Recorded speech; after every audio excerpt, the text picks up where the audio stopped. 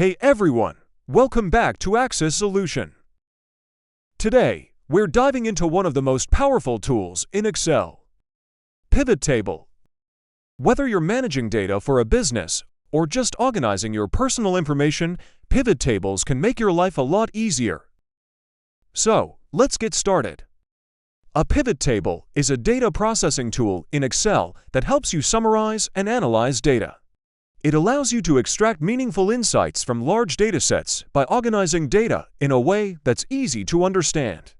First, make sure your data is organized. Each column should have a header. And there should be no empty rows or columns. Let's take a look at this sample dataset. Now select all the columns, click on Edit button and select Pivot Table. Now click in New Worksheet. It will take you to New Sheet. Now click on Country and drag it to Rows. Then click on Annual Salary and drag it to Values. Then click on the down arrow and change the value field setting to Sum, so we can get the sum or total of annual.